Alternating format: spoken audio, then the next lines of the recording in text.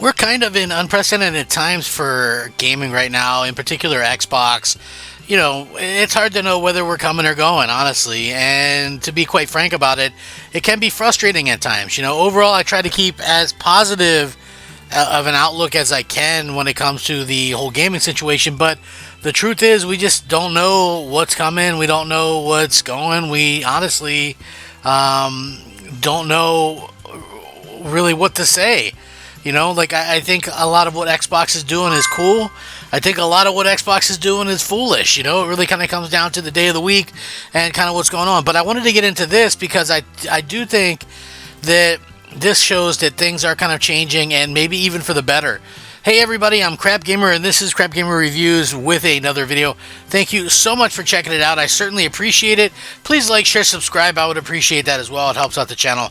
I'm trying to do daily content. It is something that takes, a good chunk of time, and I have a job and, family and stuff like that, but I still try my absolute best to do the things that I can do to help out and do some good quality content. So that's very much appreciated when you guys like the things that I'm doing. So thank you guys. Like I said, a simple like goes an incredible way. And so thank you guys for rocking out with me. Now, with that being said, on to today's topic. Again, this is good to see because you used to see all this stuff in the negative side, right? And I'm glad to see that that's no longer the case. I like seeing the positive side of this. The Xbox Series S, good console, really good console. I know people are going to say no, it's not, but realistically, it is. I mean, for what you're getting and things like that. Obviously, if you're running a 4K TV and you want all that kind of stuff, it maybe not be the best, but it still does do some of the high frame rates on, I think, 92% of the games, 93%, something like that. But anyway, according to this, Xbox Series S greatly helped with Kingdom Come Deliverance 2 development, which is really interesting to kind of see. So for the past week or so, Kingdom Come Deliverance 2 has been the talk of the town. The new Xbox RPG, well, it's also on PlayStation and PC, got a big rating on this particular site, which is Pure Xbox. All in all, the game feels much better optimized than its predecessor did at launch, and it sounds like Xbox Series S really helped them bring the sequel to life. Speaking on a recent episode of the podcast, a member of the development team at Warhorse Studios touched on the Xbox Series S and how making the game for that console greatly helped the team to focus its optimization efforts on all platforms. Here's what they said, and I quote, "The optimizations for Xbox Series S helped greatly with the other platforms as well. Of course, it's the weakest of the four. That's not even a secret, but once you have to dial down in a few things and have to be clever where you can go into programming and code and so on and be able to save memory here and there, some of these optimizations for Xbox Series S benefit the other consoles as well." So anyway, in terms of it being the weakest of the four, comment the developer, of course, is referring to the main consoles running Kingdom Come Deliverance 2 right now, Series S, Series X, PS5, and PS5 Pro. Now, despite the Series S objectively being the weakest from the batch of systems, developing for it seems to have helped inform every console version of the game itself. And the game has a solid foundation to have turned out very well for Warhorse Studios. The game continues to be, it's getting pretty good scores. Not really my cup of tea or something that I was interested in, but the overall story arc that, realistically, what we're starting to see is that we're seeing that Xbox Series S is getting the love that it really kind of deserves. Now, here's the funny thing, and I've told people this many, many times before. I know people don't really kind of understand, but I have an Xbox Series X, and that's the main Xbox that I use. But I also have a Series S in the living room, and, I use that a lot for different things. It's one of those things that I just really greatly enjoy. You don't really even notice much. I mean, I have the 4K TV in my room, but it's the better TV though, with the everything included, and the one out in the living room not so much. I mean, it's a 4K TV, but it can't do 4K 120 due to not being HDMI 2.1. But still, it can do pretty good things, and the games look good and play pretty good on there as well. So I played Indiana Jones mostly through kind of what was happening there at Indy was awesome.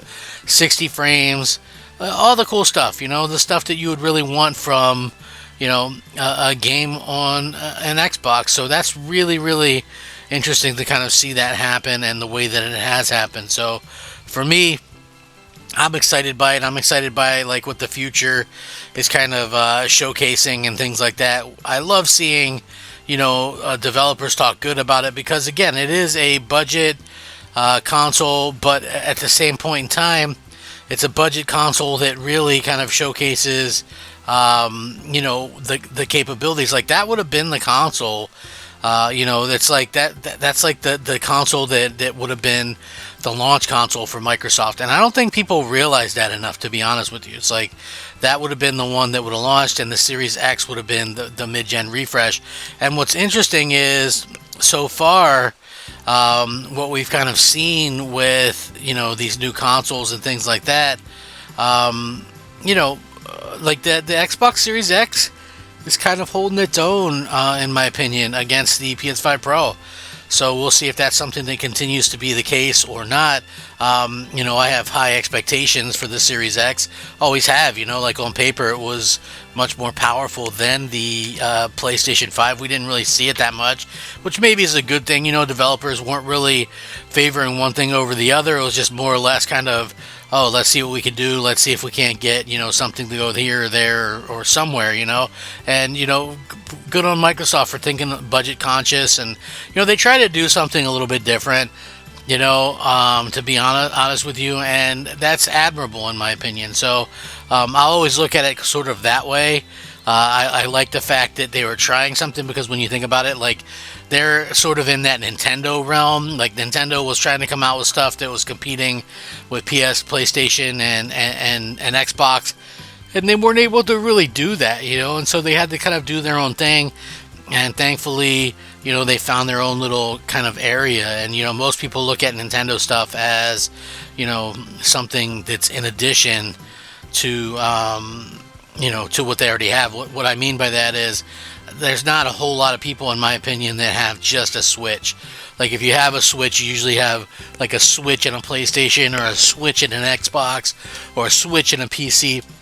Whatever the case may be, probably have something along those lines and use the Switch as kind of a different thing. So, we'll see what happens with that. Like I said, Microsoft, they're doing a lot of different things. I like the fact that the Series X, or excuse me, the Series S has been able to do some interesting things and get some praise here. It's like so many people just kind of want to dog on it or say it's crap or this or that. But for me, like I said, it's definitely served its purpose, and people really, really thought that this console was going to, not be able to keep up or, fail after a certain amount of time. And I'm glad that we didn't see that happen. People were like, "Oh, it's gonna, it's gonna widen the entire thing. The gap is gonna widen, and games are gonna look worse. They're not even gonna be able to have games that play on it. Blah blah blah." This was legit things that you kind of had to deal with and kind of had to see. So, like I said, when you have developers out there saying, "Hey, we're glad to do it," also, this is going to help out when Xbox has their own, handheld in the future as well. So, again, we're living in a very interesting time in gaming. Is it always going to be that way? I don't really know. We'll have to wait and see how that kind of works out. I do think that Microsoft has, a lot of things going for themselves. We'll probably start seeing, what I've noticed, a couple of things. People just go, okay, and they deal with the fact that Xbox isn't going to have exclusives anymore. And, I've seen some even kind of understand that, what we're going to see from, Xbox in the future is going to be probably, a console that isn't going to be sold, at a... the way that we're used to consoles being sold. I know that probably sounds weird to people, but I think that that's probably what we're going to see. Probably something sold direct or along those lines. And when it comes down to it, maybe that's the best thing for it. We'll have to see how that works out for Microsoft. Sell something to the masses through the direct means, and we'll see if that ends up being something that catches on or not. I doubt that it's going to sell as well as previous Xboxes, but you never know. Anyway, I'll link this in the description. Let me know what you guys think. Rack 'em up, fact 'em up, crap gamer 'em up. I'll catch you next time. Crap gamer out.